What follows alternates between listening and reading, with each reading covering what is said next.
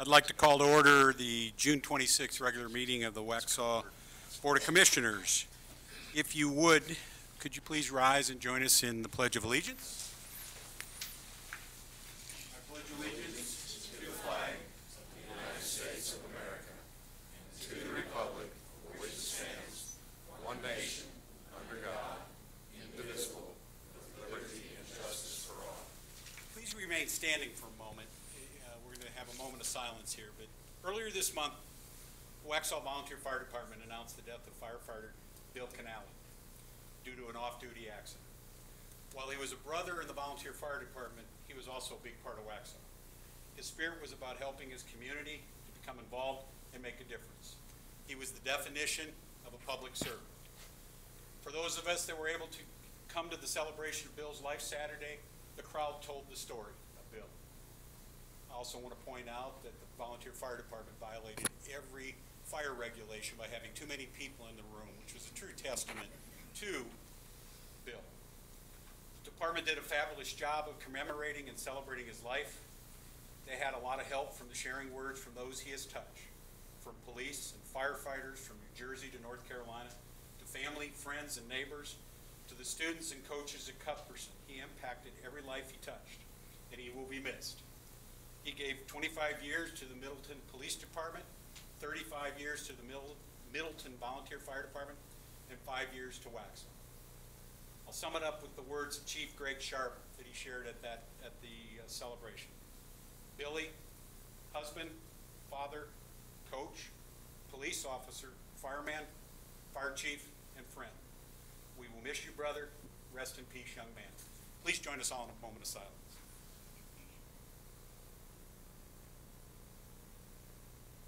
Thank you.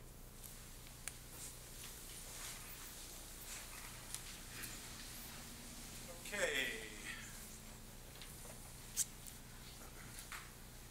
Any changes to the agenda? If not, I'll entertain a motion to adopt the agenda. All those in favor? Aye. Public comment pertaining to items on the agenda. Terry Dale. Evening all. I'm Terry Dale. I live at 615 North Providence Street. I own a couple of houses on North Providence Street. I wanted to talk a little bit about the parade, the 4th of July parade coming up next week. I've lived there for the last 5 or 6 years, and every single year the parade gets bigger and bigger and more exciting. Lots of more participants every year.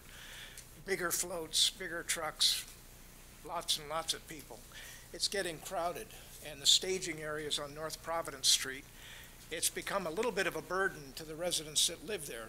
That's not why I'm here, because it's a burden, but actually because there has been some tension over the last few years between sometimes the participants in the parade themselves jockeying for space, and sometimes the participants and the residents that live on the street with blocked driveways and those kinds of conflicts. And I've noticed in the last couple of years that the police are conspicuously absent. The street is basically blocked off, and it's kind of a free-for-all.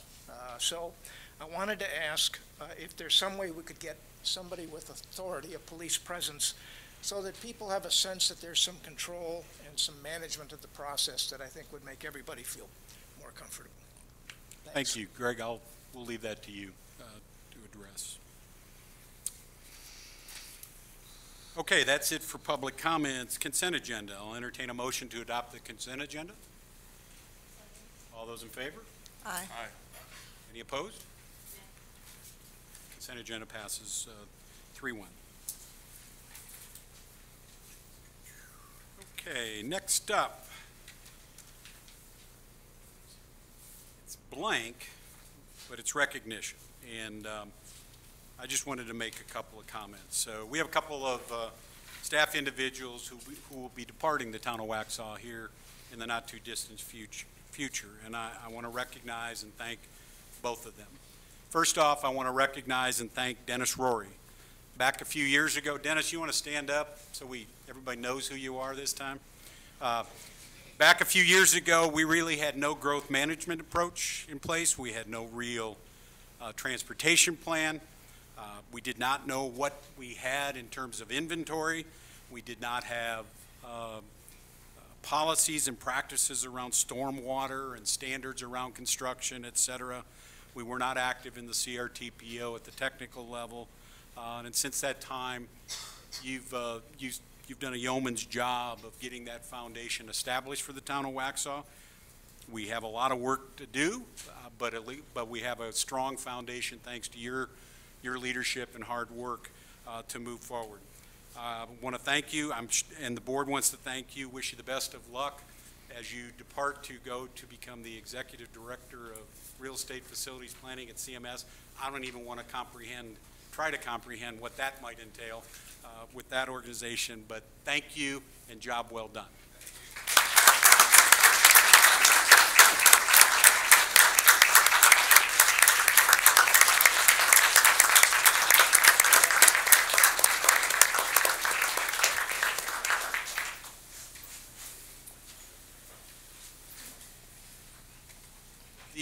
The next individual, let's see if you can guess who it is. He's been described as the most dependable, most unflappable. He's been here 6 years, and he goes as Lurch in the Halloween parties. None other than Max Oliver, who's been with us for 6 years, doing everything from GIS to zoning. You've been just a very stable part of our development services organization. You're going on to get your master's and your advanced degree. We wish you nothing but the best. And listen to this dedication. His last day is July 5th. His first day of class is July 6th. I would have taken the 6th off. I really But hey, best of luck to you, Max, and thank you for all that you've done over the last 6 years.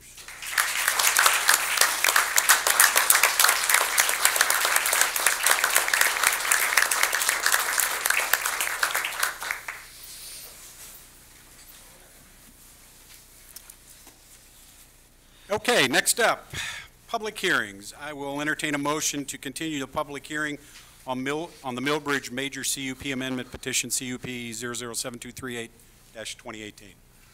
So moved. All those in favor? Aye. Aye. I'll remind everybody that this is a quasi-judicial hearing, and so we need to swear in those that are here to speak. Tim Jones, and we do have one individual, Weston Bowles, if you would come up and be sworn in. The clerk.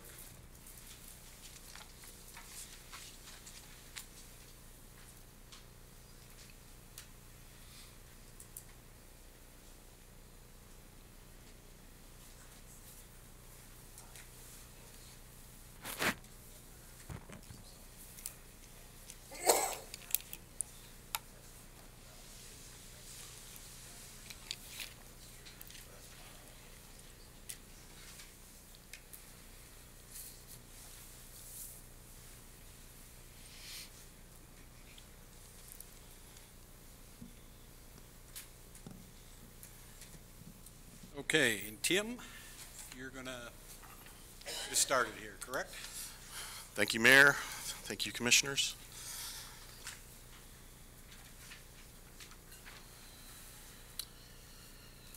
All statutory and UDO requirements have been met for this public hearing. This is a request to extend the deadline for traffic improvements from the current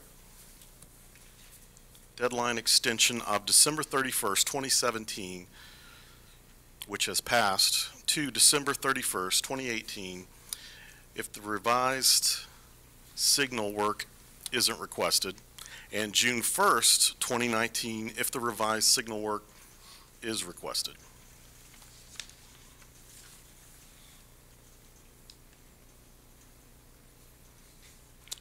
And that's the explanation of the request. Millbridge is zoned CUR4 PRD, conditional use, single-family residential, planned residential development, and CDR4 PRD, conditional district, single-family residential, planned residential development. Millbridge borders Lancaster County, South Carolina on the west side, and the Walnut Creek subdivision. To the north is Kensington Drive. To the south is Waxhaw Highway and the CSX railroad tracks. To the east is Waxhaw Marvin Road.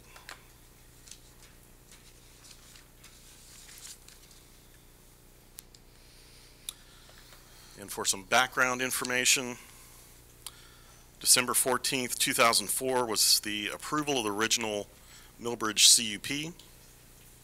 That included 1,785 single-family homes. April 2005, approval of the original NCDOT Millbridge TIA traffic study, which involved 292 single-family homes and 800 student elementary school. Required traffic signal installation at the Waxhaw Marvin Road and Kensington Drive intersection by 2010 was also included. July 6, 2009, approval of minor amendment to the Millbridge conditional use permit to extend required deadline for traffic improvements for the earlier of, number one, 5 years from the date of this minor amendment, or the issuance of a certificate of occupancy for the 400th residence constructed in Millbridge subdivision. To this date, there's been 777 homes sold and are owned in the subdivision.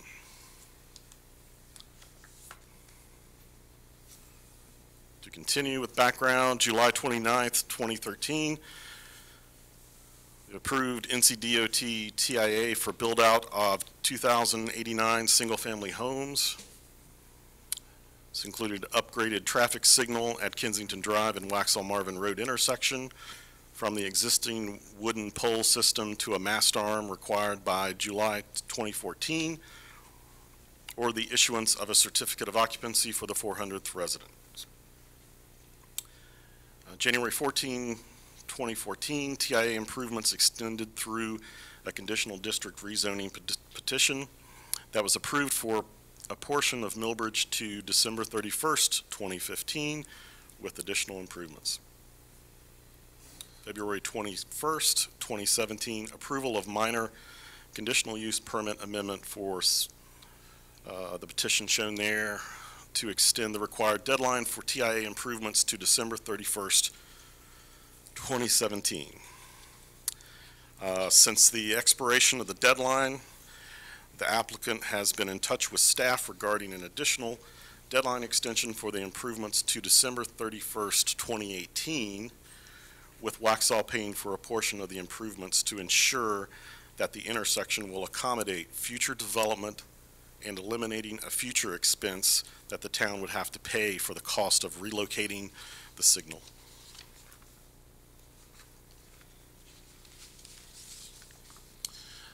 The graphic shown on the screen is the existing intersection at Waxhaw Marvin and Kensington.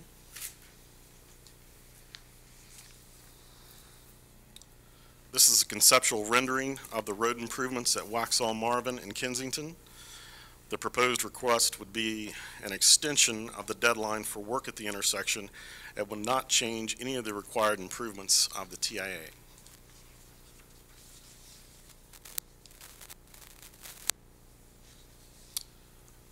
The next graphic shows a plan with, I think, the old mast arm locations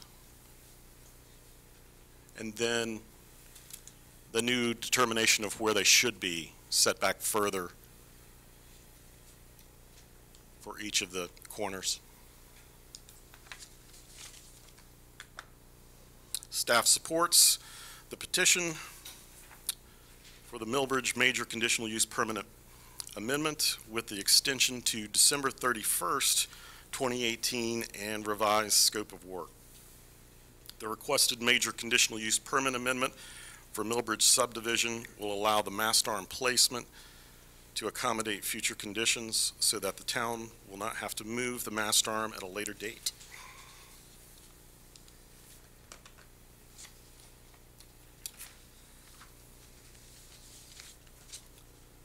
At their May 21st, 2018 regular meeting, the Planning Board voted unanimously 6-0 for a favorable recommendation for the petition as presented, with the extension of the deadline until June 1st, 2019. The Planning Board unanimously found the 4 findings of fact in the affirmative. Further, they unanimously approved the staff's recommended reasonableness and consistency statement. So the requested action as part of this hearing, and I don't know if, since it's the second meeting of the month, would be a motion to approve it as presented, approve it with conditions, and the reasonable conditions can be added to the approval to which the applicant agrees, or a motion for unfavorable.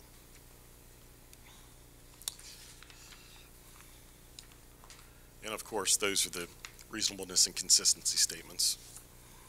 The engineer is here to speak. Mr. Bowles?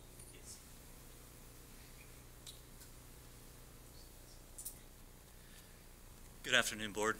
My name is Weston Bowles. I work for W.K. Dixon. I'm the civil engineer for the development. First, I want to thank y'all for allowing the continuation to today. I had some personal matters that I couldn't make it last 2 weeks ago. Really, all I was wanting to talk to is the effect of why we're asking for the June 1st date. With y'all's approval of the new mast arm locations, we would have to have a new design completed, which would have to be reviewed by DOT and get their approval. Then would have to, which I assume that would take anywhere from 2 to 4 months, and then would need to buy right away, which would take a couple months, and then procure the mast arms and actually construct the project. Just worried about the time period it would take to get all that work done, and if it was reasonable to get done by December. So we were asking for the June 1st deadline to make sure that we meet the deadline that y'all set forward. So I can answer any questions you like. Or We'll go in sequence. Commissioner Lee, do you have any questions? Mayor Pro Tem? No. Sure. I know there's a third party that will be involved in the St. Matthew Catholic Church. that's correct. Are you working with them, or is the town working? Are you both working with them? I think the developer is looking to work with me again. Okay. I think he was trying to figure out this before he. I know this is an improvement that's been being talked about for a year and a half, 2 years now. And the next question is, will June 19th or June of 2019 be sufficient time to get it all done? We've done a detailed schedule on it, and we believe it will be. And the goal is to get it done. I think everybody's ready to put this one to bed. Thank you. And my only additional comment would be, let's make sure we have a plan that will get it done. That one chart where you showed we've been doing nothing but continuances since 2013 is very frustrating as that traffic just builds and builds and builds. So we need to make sure that we have a date and that action is going to start on that to accomplish that date.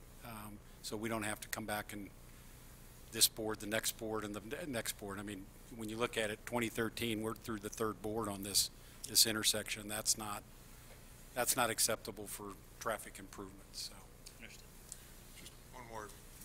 Commissioner Burrow. As we're talking, this is strictly for the mast arms and the traffic signalization, correct?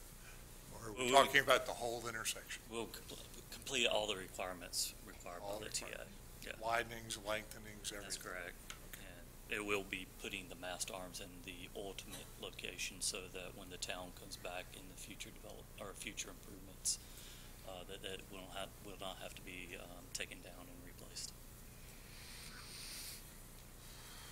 Any other questions? Thank you. If not, I'll entertain a motion to close the public hearing. So moved. All those in favor? Aye. Thank you. Now we move on to some old business, MG1.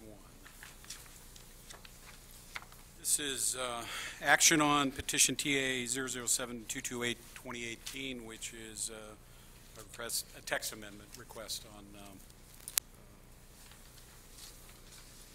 kennels, basically. So we've had the public hearing on this. Tim, do you have additional new news, or you want to give us a quick recap? I can give you a quick recap.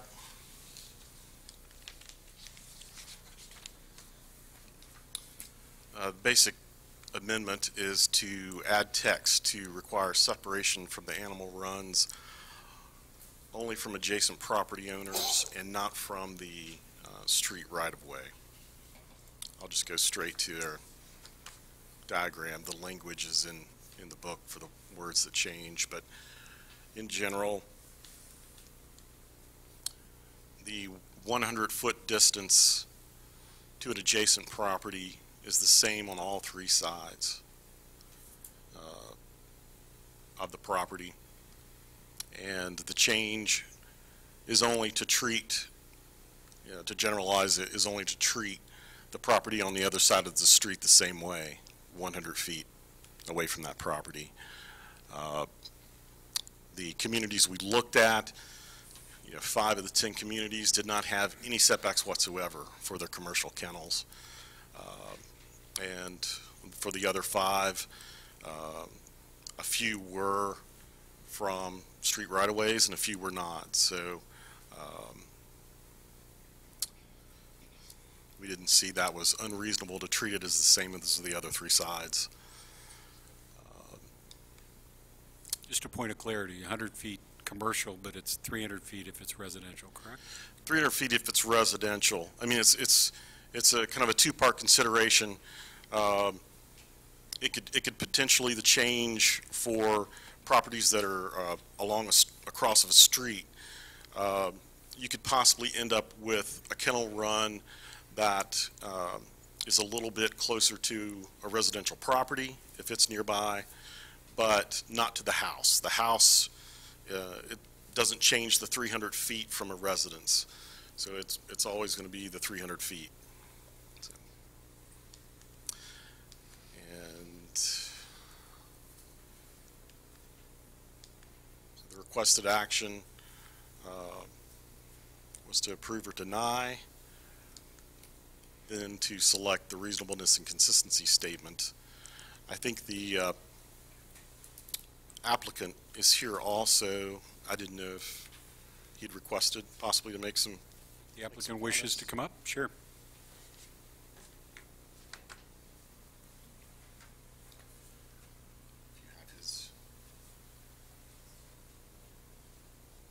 Please state your name. Christine Carroll, and we live on Laurelwood Lane. Evan Carroll, same. Sorry. You have their slide.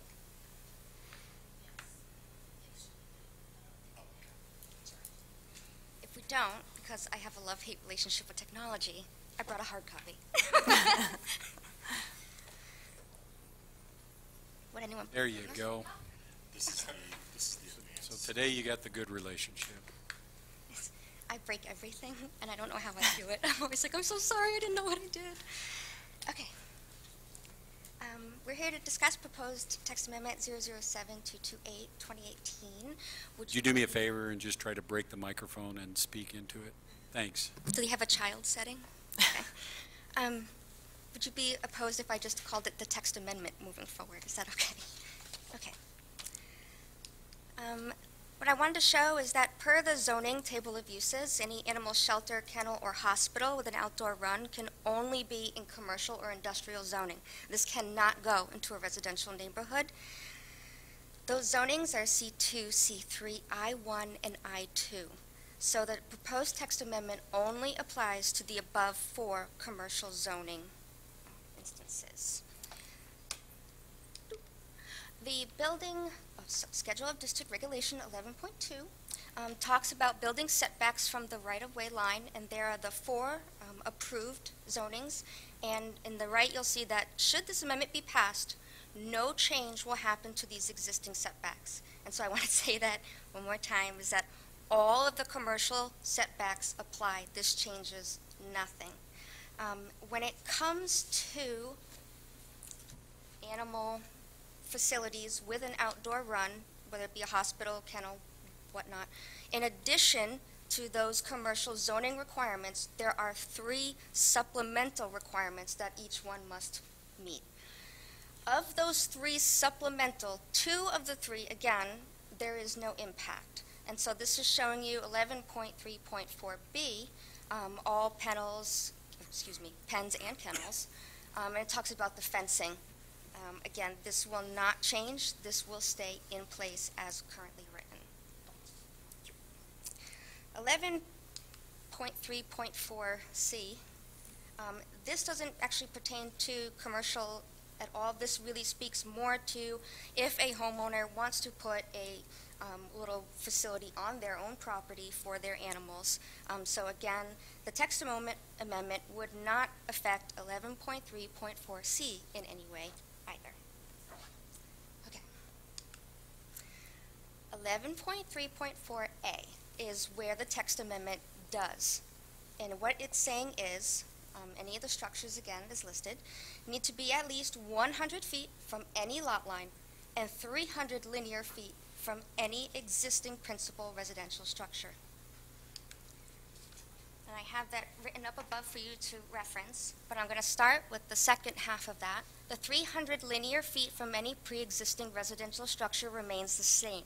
So again, the amendment will not adjust that in any way. That setback stands.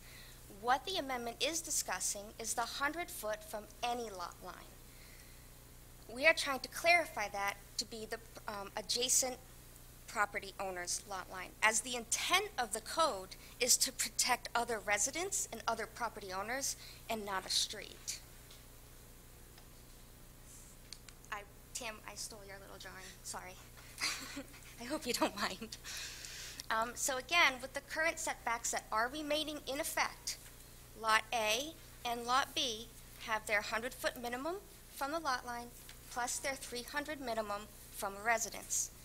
Lot C, we're proposing, gets the same and equal treatment as the other lots. So under the current verbiage, Lot A and B get the setbacks that I mentioned previously, but Lot C gets 100 plus the width of the road. So really that's 140. We're proposing that all lots receive equal buffer, while the street right-of-way are already protected under district regulations that stay the same under this current amendment. In conclusion, this amendment, if passed, continues to protect and offer equal buffers for all neighbors adjacent to an animal facility with an outdoor run. With this change, under no circumstance can an outdoor run come within 100 feet of a neighbor's lot line or 300 feet from an existing principal residence. Streets and right-of-ways are still protected under existing setbacks as well as conforming to all existing commercial setbacks. The end. Thank you very much. Great presentation. Do we have any questions for Tim or the applicant? We'll start with Commissioner Lee. No questions. Mayor Pro Tem? So the 100 feet, am I on? The 100 feet that you're talking about, you're doing it so that it protects people from the street to their house as opposed to the sidewalk to their house? What the 100 feet protects is, what we're saying is if you, I don't know if you can go backwards. I can't. So There you go. If you can look here, lots A and B, those lot lines receive a 100-foot setback.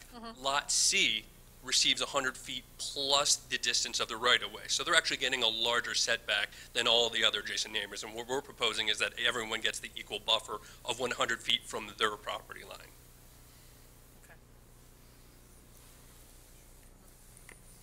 Commissioner Westlake? Tim, what is the buffer for the landscaping along sidewalks? Do you know that off the top of your head? I believe it's different for different situations.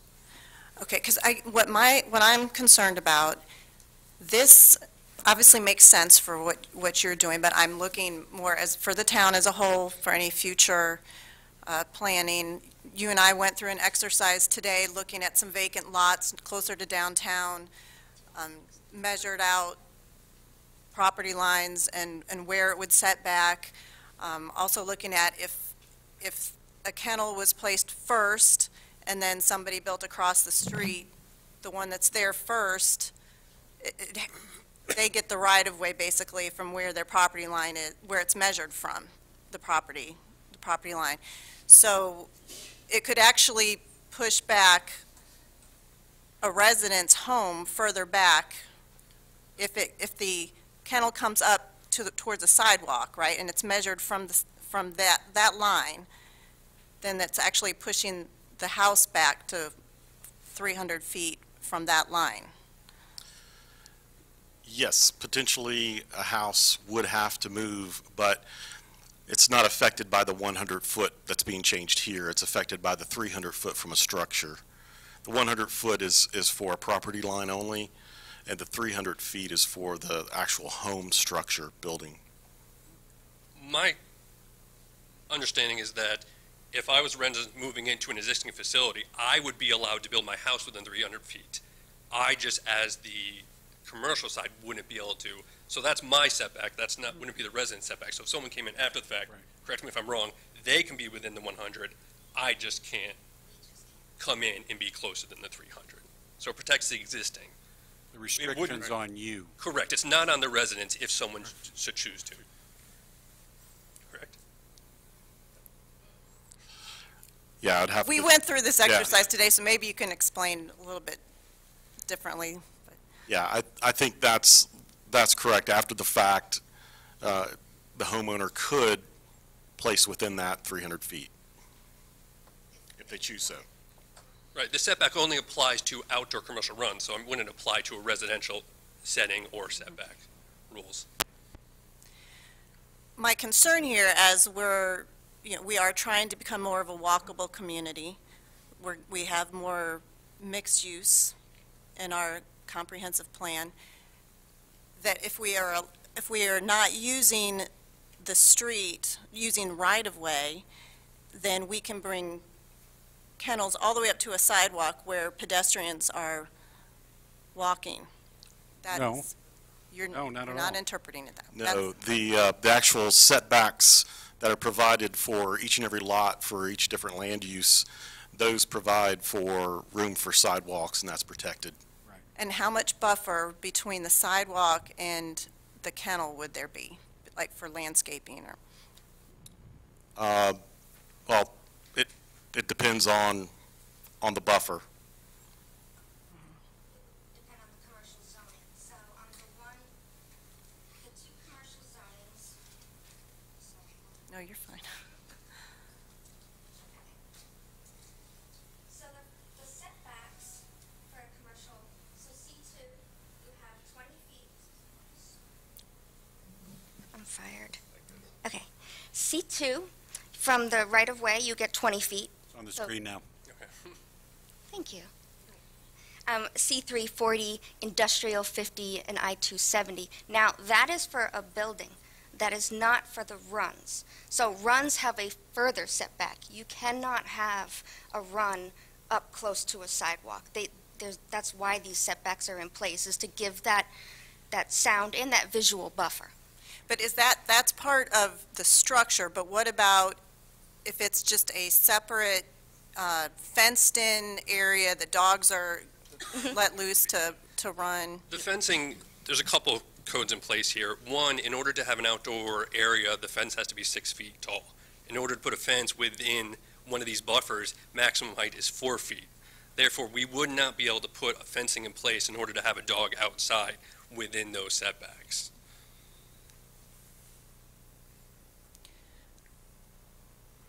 Any additional questions? There's a lot of layers here. Is it possible to do since this is a conditional use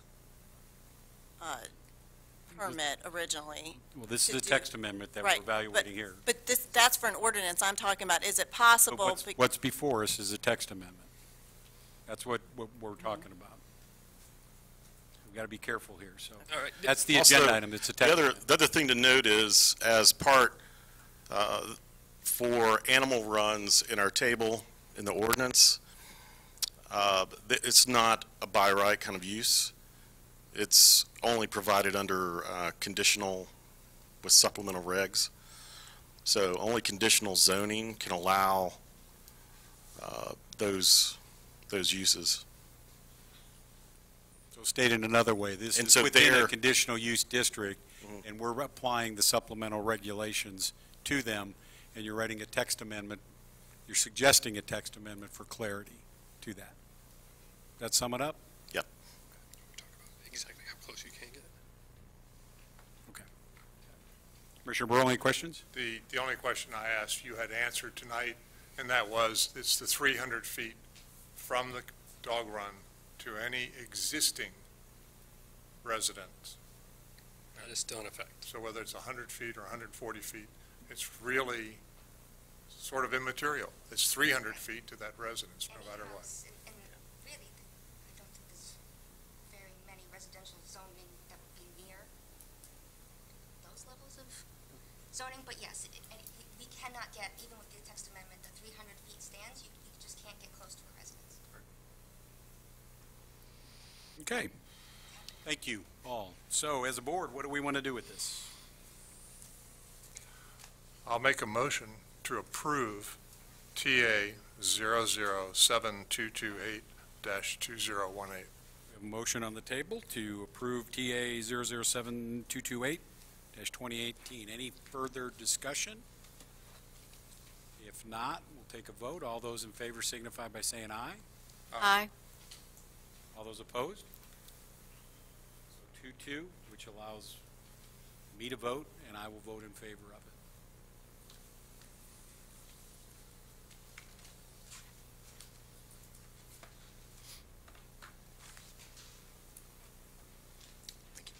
I want to thank all of you for the presentations on that, too.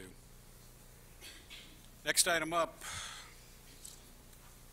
Alex Beasting, action on Belshire Conditional District rezoning request, petition CD 006955-2018. Welcome back, Alex. Hello, everyone. All right, so just as a reminder, this is a request to rezone 31.63 acres from R4 to CD R4 PRD. Since we last met at the public hearing, there have been two changes. The first being to the townhome elevations. So the graphic at the top is the previously submitted elevations that we saw at the public hearing, and below is the new elevation that's being presented. So it's just a slight change to exterior materials and roof lines above garages and front-facing windows, but otherwise it met the UDO previously and it meets the UDO now. So the second change was a request that came out of the public hearing to add a second condition. So that is the following items are prohibited within the subject property: basketball goals, swing sets, playhouses, trampolines, and swimming pools, which will become an element of the restrictive covenants. So staff recommends approval of the project with the now two conditions. And as a reminder, Planning Board sent a favorable recommendation. So with that, tonight the requested action is a motion to approve CD 006955-2018 with the following two conditions: to meet the architectural requirements of Section 20 and to prohibit the basketball goals and other amenities, as well as the reasonableness and consistency statement. Okay. Thank you, Alex. Any final questions or further questions for Alex? Commissioner Lee? No. Mayor Pro Tem McMillan? Commissioner Wesley? Commissioner Burrow? What do we want to do with it then, as a board? Ready to make a motion? That would be Okay. an appropriate. Okay, motion to approve petition SUB 00695. CD. I'm sorry, where am I at here? First, CD 006955-2018. There you go. Would you like it as presented So, with the conditions? Well, with the conditions. So we have a motion to approve the conditional district rezoning request petition CD 006955-2018 with the two conditions presented. Any further discussion on that? All those in favor signify by saying aye. Aye. The ayes have it, 4-0. Now, would you also read the motion to approve the reasonableness and consistency? This one. Motion to approve the statement of reasonableness and consistency. The conditional district rezoning request is consistent with the comprehensive plan and future planning goals of the town of Waxhaw, and is reasonable in the public interest as it will allow for 105-lot planned residential development that will provide an urban scale density that is in contrast to the typical suburban development regulations that have been applied by Union County and neighboring communities as recommended by the Waxhaw Comprehensive Plan for the G3 Intended Growth Sector. Thank you. We have a motion to approve the statement of reasonableness and consistency. Any further discussion on that? All those in favor signify by saying aye. Aye. The ayes have it. At this time, I would like to take a brief 2-minute recess. I have to address something with our attorney.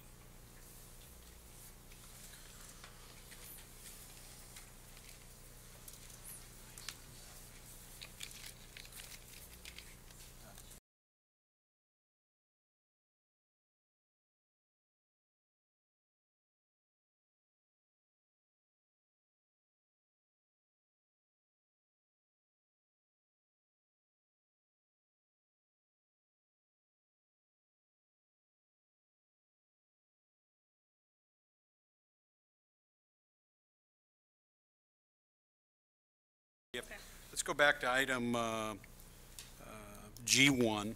While we approved the amendment, we did not take the motion to approve the statement of reasonableness and consistency. Commissioner Burrell, since you made the motion, would you like to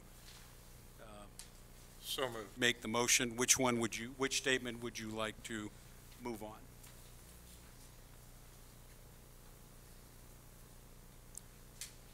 On the text amendment, correct? Yep. Okay. Page 111 of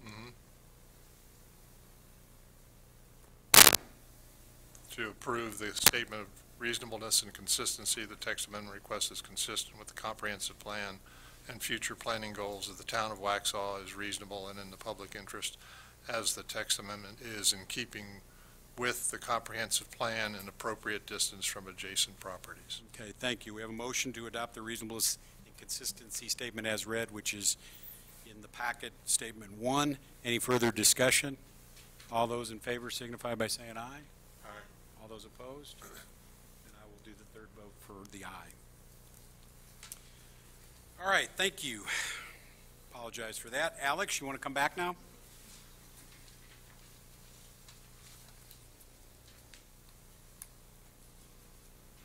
And this is action on Bellshire Major Subdivision Petition, SUB 006956, 2018. So again, just as a refresher, Queen City Land is requesting a preliminary subdivision approval of the 105-lot single-family subdivision. And again, the change is only the townhome elevation for the subdivision case. And staff recommends approval of the proposed Bellshire subdivision, and the planning board sent a favorable recommendation. And with that, the requested action tonight is a motion to approve petition SUB 006956, 2018 as presented. Okay, thank you. Any further questions, discussion with Alex? If not, I would be happy to entertain a motion. Motion to approve petition SUB 006956-2018 as presented. We have a motion to approve the petition. Any further discussion? All those in favor signify by saying aye. Aye. Ayes have it, 4-0. Thank you, Alex. Thank you.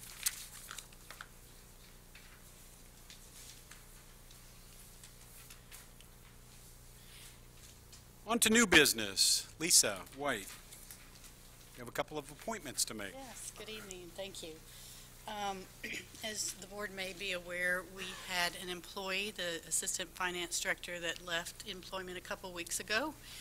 She was also the appointed tax collector, and by state statute, the town is required to appoint a tax collector. And we are very fortunate that we have a very qualified person ready to step into that role, Paula Key. She has been here with the city or the town since 2011. during that whole time, she has been the deputy tax collector, and she has, she received her certified tax collector in 2016, and I listed for you all on the agenda item all the training that she had to have. She also has to have continuing education of 10 hours every year on tax collection. So that gives us a very qualified person. And tax collection, there's a lot of nuances and special things that you have to be aware of. And I just want you all to know, I mean, I've only been here 6 months, but I've been very impressed with Paula. I can hear her talking to taxpayers on the phone.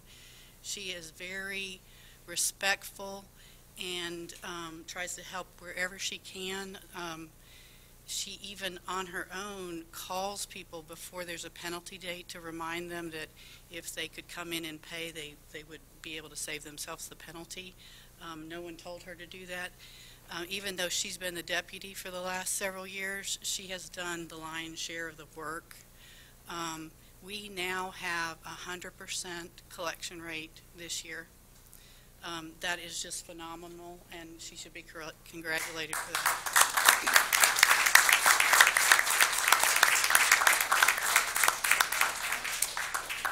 So I would like to recommend that Paula Key be appointed the Town of Waxhaw tax collector. Who would love to make that motion? Motion. Motion. Oh, go ahead. You want to make one tonight? I make a motion that we appoint Paula Key as our tax collector for the town of Waxhaw. A motion on the table. Other than thanking Paula for all that she does, is there any further discussion? All those in favor? Aye. Aye. The ayes have it. And I believe we do the swearing in now? Yes. Mm-hmm.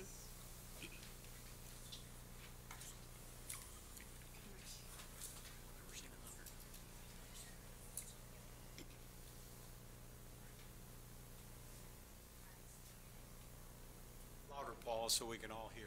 This is good stuff.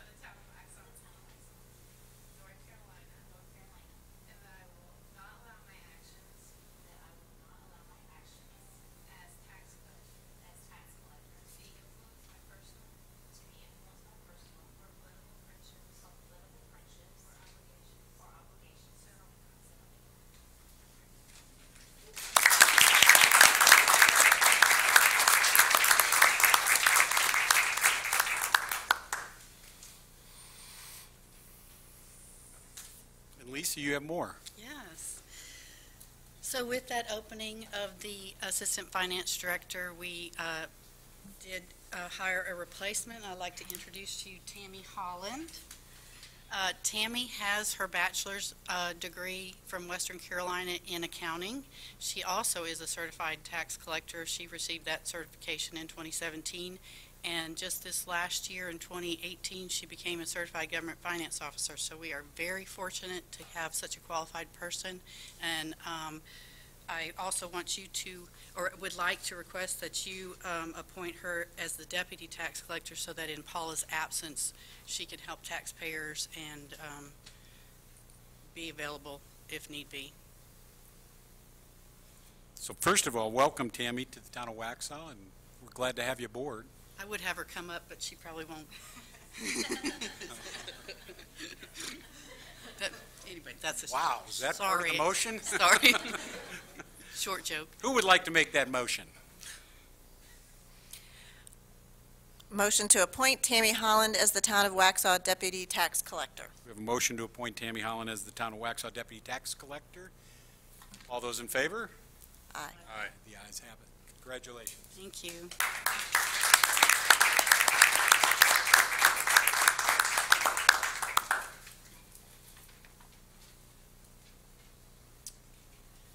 Okay, next up, Kurt White.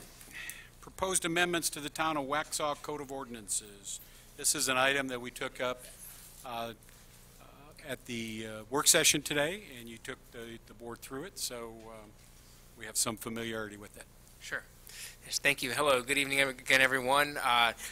As the mayor said, we discussed this just a few hours ago at the work session, but what I'm bringing before the board tonight are 3 proposed amendments to the Waxhaw Code of Ordinances, all 3 of which really relate to parking in some shape or form, and their impetus was in part driven by just some of the needs we've identified, especially in the downtown area, although they do, at least 2 out of 3 will apply to the town as a whole. So we talked a little bit earlier about how the point of code enforcement in the town overall is to support quality of life. And as late last year, we did the community preservation / code enforcement ordinance proposal, which really sought to correct a lot of areas in our town code of ordinances that we felt were lacking, and to make some adjustments on different quality of life related items. We decided to break out those items and end up and kind of prioritize the ones that were most pertinent to where we are as a town right now. And so the first thing we did back in March was the noise ordinance, where we added a quantitative measure, decibels, to the existing noise ordinance downtown, and that's already been pretty helpful in the downtown area, especially as the businesses interact with the residential that surrounds the downtown. So tonight, the 3 amendments we're proposing are all related to parking, and part of the broader strategy we have for parking downtown. We've done shared parking agreements. We've done some new surface lots, addition to existing surface lots, but these 3 amendments kind of get at some other smaller things we can do around the edges to really try to maximize the available parking and the safety of that parking in the downtown. So we're going to talk about public sidewalk obstructions, parking within 15 feet of intersections, and commercial vehicles. At a later date, as we discussed earlier, we'll continue to bring some different items forward to the board that relate to these kind of quality of life items. So the first one is obstructing a public sidewalk. You see here our existing ordinance is in black, and the only change is this part in red here, and it's that no person shall obstruct a street, alley, public road, or public sidewalk or public square within the corporate limits of the town. Now, there are some exceptions that already exist in the ordinance. The town manager can authorize those obstructions.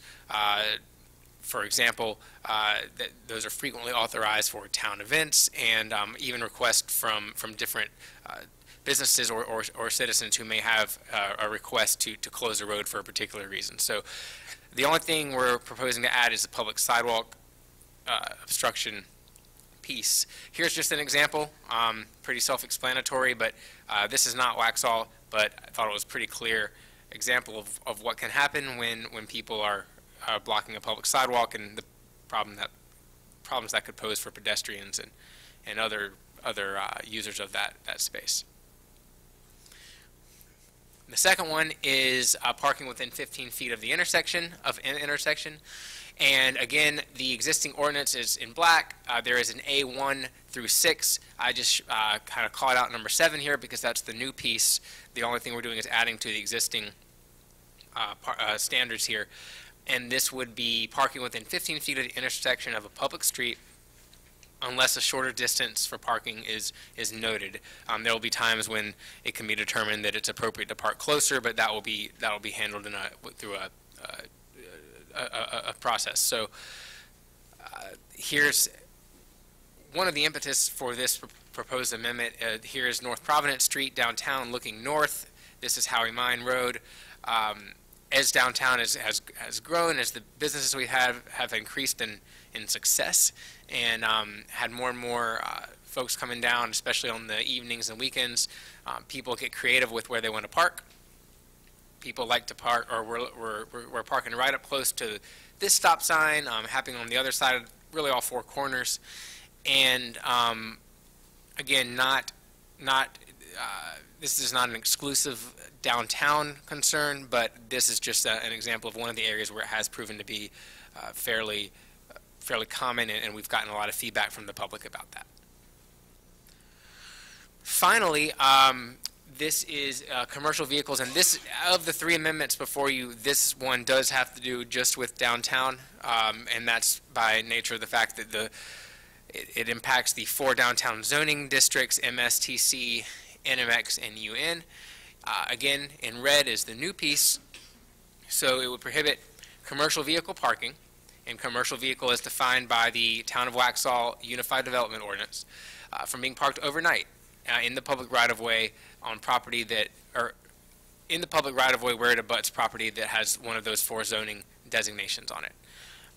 And again, there's exceptions because we know the nature of our downtown. There are frequent events, for example, in letter C, but it also wouldn't preclude people from, businesses from being able to have their deliveries, construction projects, and any other kind of legitimate governmental purpose or emergency function. I just put the definition here for what a commercial vehicle is, and the important thing to note here is that it is a truck that's used primarily to transport material or to operate power attachments and tools. So this is a Ford F-150. This is it's primarily a passenger vehicle that someone has put a car magnet on to note their vehicles, or that they have a business. So we're not talking about that. What we would be really regulating here, or the intent of this ordinance, is to regulate this kind of commercial vehicle, box trucks, things like that that are clearly intended for commercial use. Yes? I'm going to direct this question to our town attorney. We had a discussion earlier during the work session that if you had the approved truck but with the trailer attached to it, is it the entire? It would be the entire. It's the entire, okay. I think we had that discussion earlier. So, good. So that clarifies everything. Thank you. Thank you. But let me point out one thing also, Mayor. The delivery trucks, shippers, are regulated by the Federal Highway Act. We have no jurisdiction to regulate FedEx truck parked for delivery, that type of delivery truck. It's only these different types of commercial vehicles that this ordinance would cover. Thank you. Thank you. Sure. I just wanted to show where these zoning districts are. This is the MSTC, NMX, and UN is outlined here. So that's where the affected areas would be. So penalty. So first of all, the proposed effective date, we would want to give a little bit of lead time. So we used an August 1st date so that we would have time to make sure the community was aware of the changes and provide some education there and communication. Then these are the penalties. So there are already existing penalties in the same ordinance section as the public sidewalk obstruction and the commercial vehicle section. So we would just continue using the same fines and penalties that already exist. The new one would come with the parking within 15 feet of an intersection, because that one currently there's no associated fine with that section. So that is what we have before you, and I believe there's three motions that we. Yep. So thank you, Kurt. Do we have further questions for Kurt? Commissioner Lee, Mayor Pro Tem McMillan, No. Commissioner Wesley, Commissioner Burrow. Okay, then we have 3 separate actions to take, even though this was one singular presentation. So I'd be happy to entertain action on each one of these. I'd like to make the motion to approve ordinance 2018-015, amending street obstructions. So we have the motion on the table for subject ordinance. Any further discussion? All those in favor signify by saying aye. Aye. Ayes have it, 4-0. Next up is ordinance 2018-016. Make a motion to approve ordinance 2018-016, amending parking rules. We have a motion on the table for the ordinance. Any further discussion? All All those in favor signify by saying aye. Aye. The ayes have it, 4-0. Lastly, the ordinance 201-8017. Motion to approve ordinance 201-8017, amending parking of commercial vehicles downtown. Have a motion on the table for the subject ordinance. Any further discussion? All those in favor signify by saying aye. Aye. Thank you, Kurt. Thank you.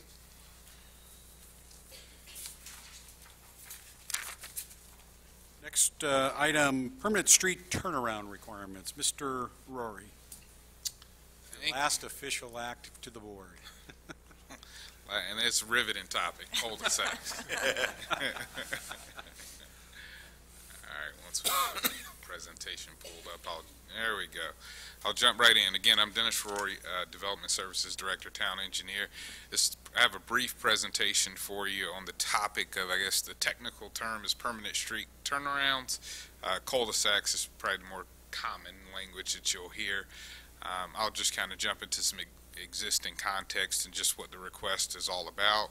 I'll get kind of straight into it. It's a recommendation that I'm making to the board that we amend a portion of the existing town code of ordinances that basically says we will continue to accept or we'll continue to accept the fire prevention code with one exception, and that's for permanent street turnarounds. We're going to look to our own subdivision ordinance for the guidance and the regulatory controls on cul-de-sacs or permanent street turnarounds. As a practical matter, and I'll get into the details a little later, but as a practical matter, if you were to survey the existing subdivisions that are already built and those that are being built, we're effectively using our subdivision regulations, so there's not necessarily a change in business there. What this particular request and recommendation is all about is eliminating some administrative conflicts, because there are 3 documents currently that regulate cul-de-sacs. It's the fire code, and again, we've adopted the fire code in our town code, the subdivision ordinance, and then we have some engineering standards, and currently they're saying different things, and so this is largely about cleaning up those 3 different areas so that we have a consistent message, and we're consistent about how we go about doing business. So that's really what I've just covered with all 4 of these bullet points on the slide above or in front of you. This is just a graphic. I'm kind of more of a visual learner, so I tend to show a lot of graphics, as you know. But just to get down to the specifics of dimension, the fire code currently says we would have to have a 96-foot diameter on our cul-de-sacs. Our subdivision ordinance says 67 feet, and our engineering standards say 72 feet. So the conflict is pretty obvious. Again, if you recall, I said a few minutes ago, as a practical matter, the 67-foot cul-de-sacs are what are being built.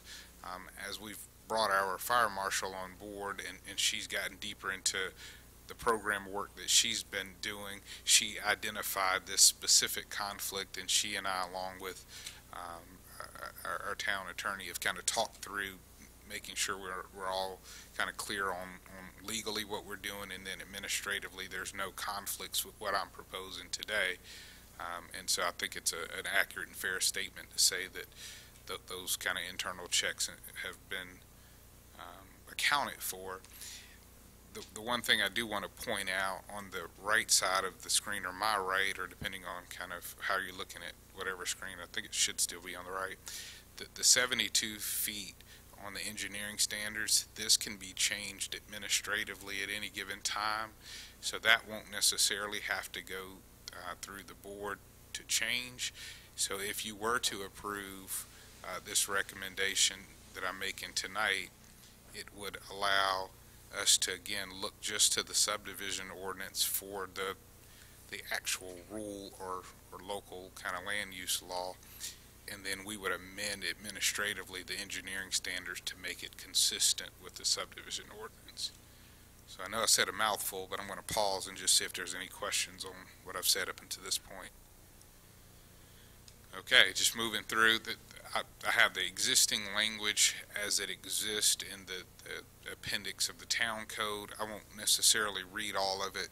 I've kind of stated or summarized what it says, but the change that's being requested shows up in red. And this is the exception piece, and then we get kind of into the details of the turnaround and specifically calling out our subdivision ordinance as the document that we'll look to determine what's the appropriate cul-de-sac dimension or permanent turnaround dimension.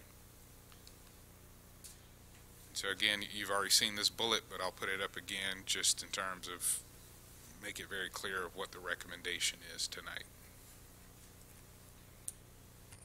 Any questions? Commissioner Lee? Mayor Pro Tem McMillan? Commissioner Westlake? Commissioner Burrow? Given no questions, I would be happy to entertain a motion to adopt the ordinance that amends Title 15 land usage as written. So moved. We have a motion on the table to adopt the ordinance. Any further discussion? I don't know if that's agreement or disagreement up from the outside, but we'll Definitely take a vote. agree. All those in favor signify by saying aye. Aye. Ayes have it. Okay. Thank you, Dennis. Thank you. Alex? Facade Improvement Grant.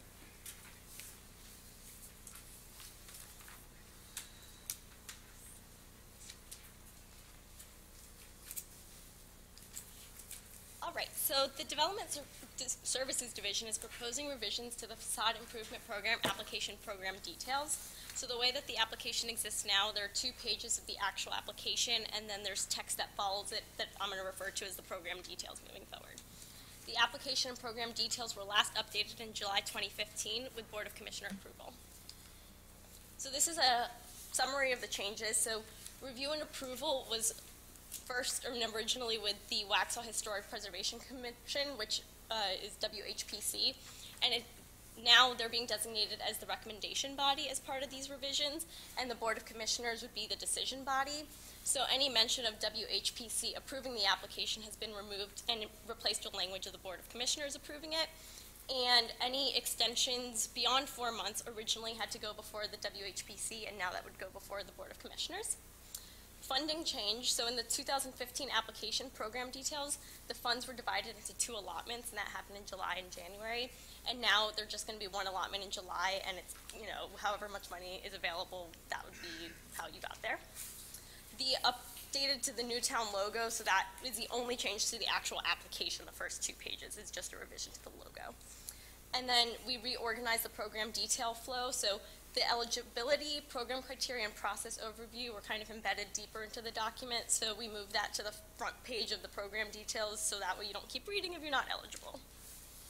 So you have a hard copy in front of you of this if you prefer looking at that, but this is just kind of a track changes so you can see where those changes came from. So again, eligibility criteria is now front and center at the beginning of the program details. And in the additional red text, anything that mentioned that the WHPC approved it is now just a review or recommendation, and the Board of Commissioners review and decide the application. So those changes flow through the rest of the document. So staff believes, since that the Board of Commissioners administers the funds that go to the grant, that you should be the people who approve it at the final stage, and the WHPC would be a recommendation body to you. So staff supports the revised application program details for that reason. And the motion is to approve the Facade Improvement Program application program details as presented. Thank you. Comments or questions? Commissioner Lee? No. Mayor Pro Tem? Commissioner Westlake? No. Commissioner Burrow? Given there's no comments, who would like to make a motion on the topic? Motion to approve the facade improvement grant application as presented. A motion on the table. Any further discussion? All those in favor signify by saying aye. Aye. Thank you, Alex. Okay, our final new business is really taking some action. We have a voluntary annexation petition request by Essex Homes.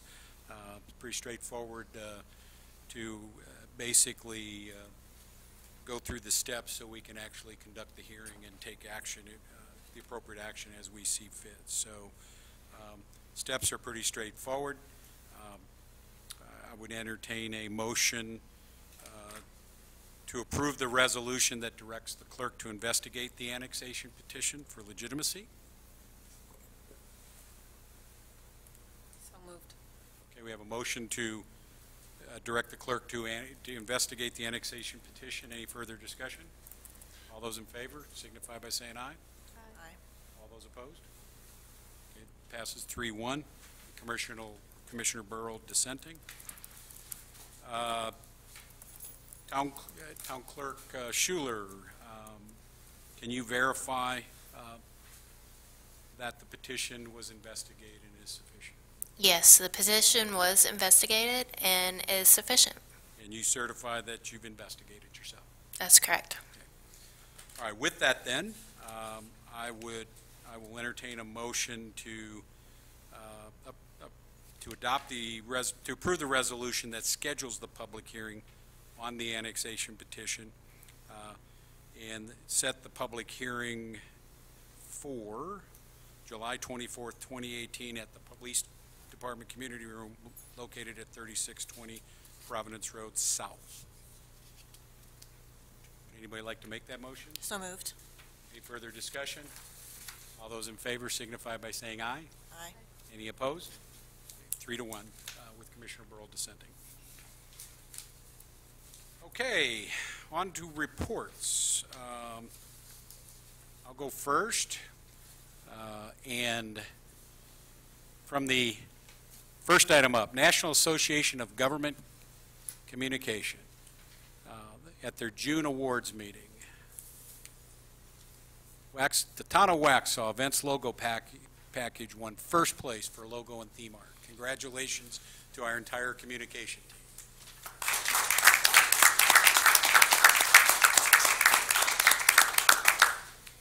Second of all, we've been fortunate enough to secure 2 or 3 interns to help us get some of the detailed research work done. And so over the course of the next month, and they have their policy MPA, either graduates or candidates, they're going to help us do some research and construction on something that we've asked to update our ethics policies, our rules of procedure, and our board protocol. Obviously, we'll work with the attorney and all that stuff, but we're going to get the legwork going on that and hopefully have a good, robust work discussion at the work session on 7/24. So thought I'd mention that as well.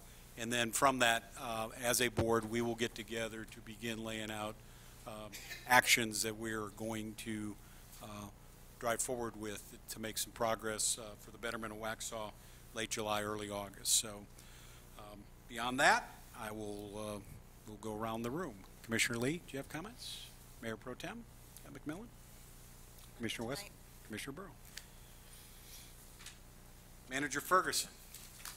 Figured I'd remember you tonight. So yeah, I get a chance tonight. So I do have a number of items, but we're going to try to move those quickly. The first is Dina Sabinski is going to give an update on the Park and Rec Master Plan, and there are some slides that are associated with that. So I wanted to recognize Dina just to give a board update.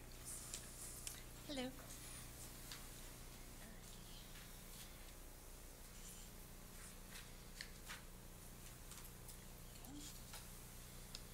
So I'm here tonight to give a quick little update on Park and Rec. So you'll see the 2 projects that are ongoing right now. Town Creek Park, we are in the final stage, so look for a ribbon cutting coming soon. The playground is almost finished, and then we'll do some cleanup. So we're really excited about that project. Also, Nesbitt Park, we are in the final permitting stages for our restroom, concessions, and storage building. So we're really excited about that. It's also a few program that are coming up. We have our senior coffee is July the 5th. It is full as of this afternoon.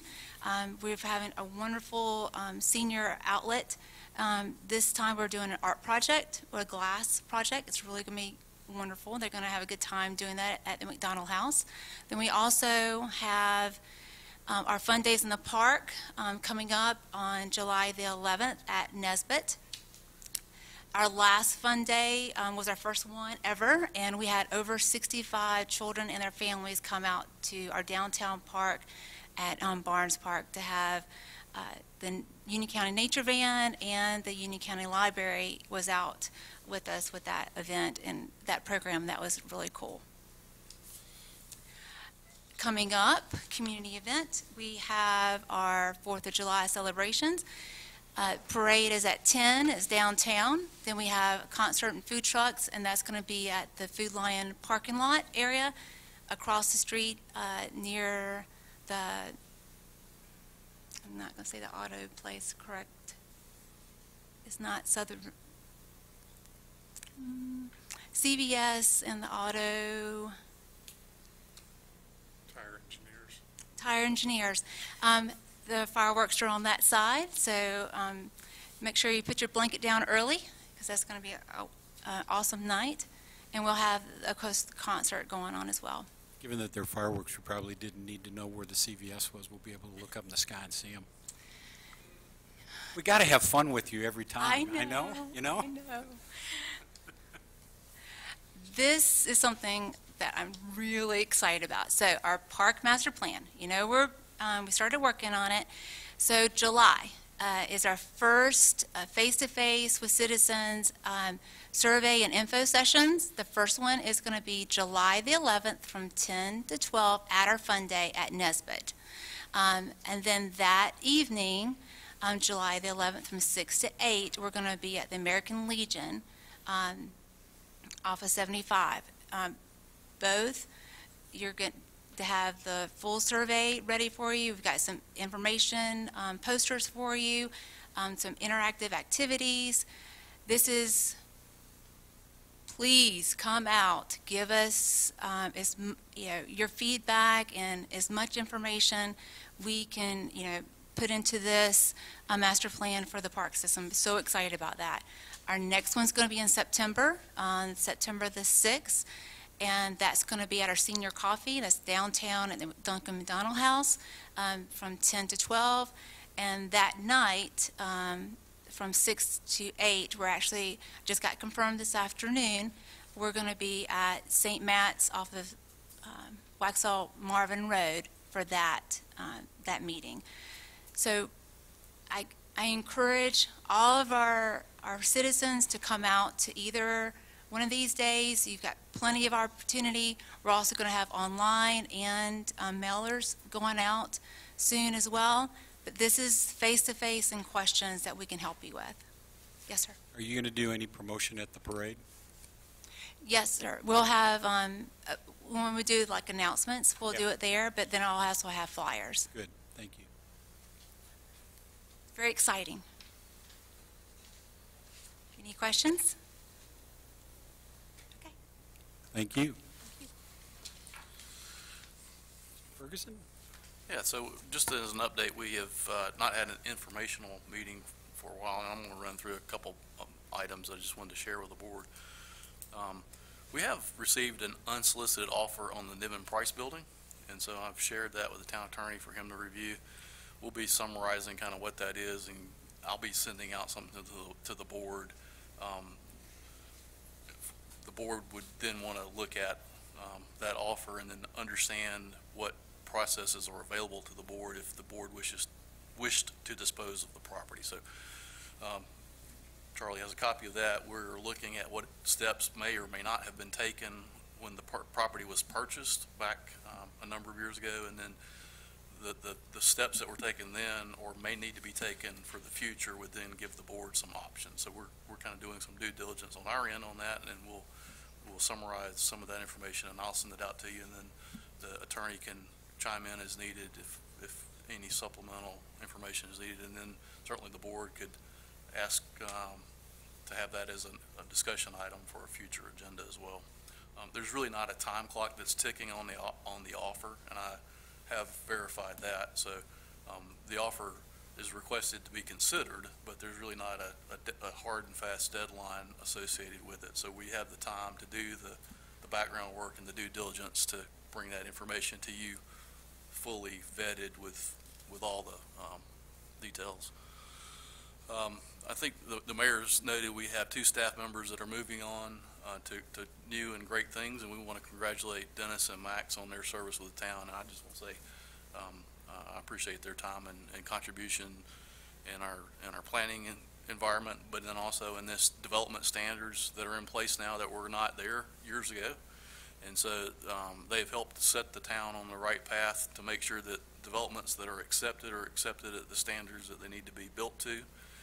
And there's a lot of things that have been put in place that are fundamental regulatory steps, fundamental inspection steps that ensure that in the future we won't be spending millions of dollars to fix substandard development. And these 2 gentlemen have helped us to set that framework in place. With that, I want to say that I've asked Matt Hubert to serve as the interim town engineer and development services director, so he'll be assuming that role on Monday. Also related, we have some other staff temporary changes going on, so I've asked Alex Beasting to serve as our interim planning and zoning administrator. She'll be just doing that, and we'll may or may not have need for anything to come for a determination, but she'll be doing that for at least a 30-day period. So just wanted to make you aware of that. This week, Public Services responded to, as well as fire and police, or in the last couple of weeks, 2 storm events that have been significant. I do want to recognize that there was some additional communications probably went out that might not have been happening before, but the town's trying to monitor what we can. What we can't do is predict when the power companies will restore power. So we would urge customers to contact their own power company, because if you get on Facebook and ask us when the power is going to come back on, number one, we don't know where you live, and we'd have no idea of knowing your particular circumstance. So that information is best coming from the power providers. So we can tell you if the crew is out cutting the tree up, or DOT is on their way, or that information, but we really can't give you an estimate for power restoration. So it's best to go directly with the power company. We are in the process of gathering information on the Masonic Lodge on Highway Mine Road. We have had a construction company there visit the site, review the site, and look at what it would take to get that building to a basic CO condition, meaning that the walls are done, it has restrooms, it has public access, it has parking. We do not have a number or a plan yet, but I did get an email today that says they've gathered the majority of the information that they need to start putting that information and bid or package together for us. So we should be seeing that come our way shortly. When we get it, then we'll come and bring that information back to the board as well. Related, we've also had a construction company looking at the Niven Price building and what it would take for the facade work to be maybe started there, and whether that's started by the town or whether it's started by somebody else after a purchase agreement.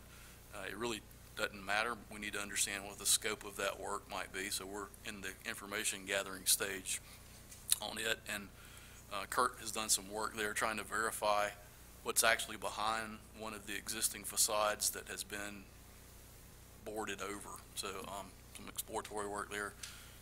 That'll be coming back to us to share with you as well. July 24th, we hope to come to you either in a work session or on the regular agenda to have some discussion of how we might proceed forward with the STP, the Small Transportation Program projects. So what we would like to do is come to you with some suggestions and recommendations about 1 or 2 projects on a top 10 or a top 9 list that we can go ahead and start pursuing this year, and get some agreement on that, so that we can get into high gear and try to deliver one of those projects this year, maybe get another one started this year, and see what we can do to demonstrate that those small transportation program funds are being utilized correctly. So that's kind of coming up as a July 24th. Acknowledging that we do have some staffing changes going on, so we're going to try to get you that information and be ready for the 24th. in kind of related that, it just triggered a thought from our work session today. Could you come back to us with how best to proceed on that request from DOT? Because I'm not sure what they're asking of us specifically, and we need to trust the judgment of the engineers on that. Okay. Lastly, the UDO. The UDO is proceeding along. We will now have different people finishing the task.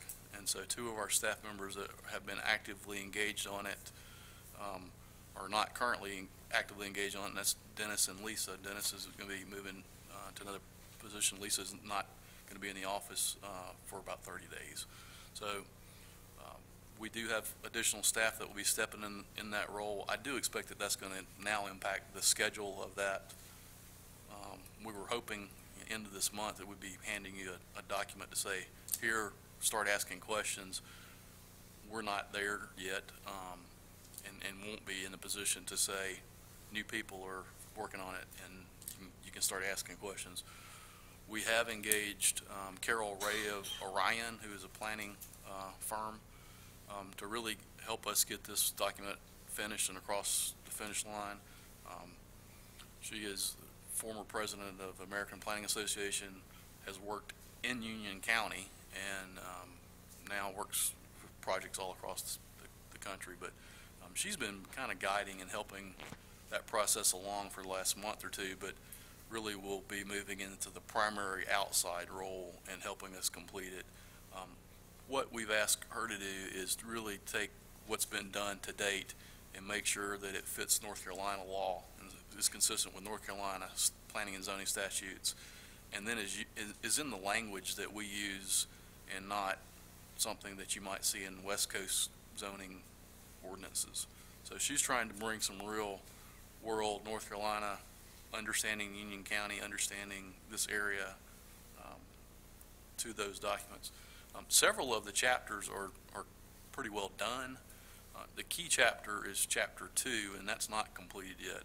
And so one thing that she's doing is looking at areas where, frankly, we can take some cues from some of the surrounding jurisdictions, one of which is the town of Matthews. And so we're not necessarily trying to reinvent what's been done up to this point, but it's a lot better to look at things that are working fairly well and try to incorporate those if there are gaps in certain sections of that chapter 2. So chapter 2 is not ready yet.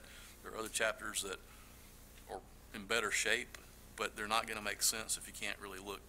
If you just look at one piece of it, it's not going to necessarily make sense. So we're just suggesting that we hold it just a little bit longer, get it a little bit closer to being where I've stated we need to be, is in the 90s and not 65 or 70%.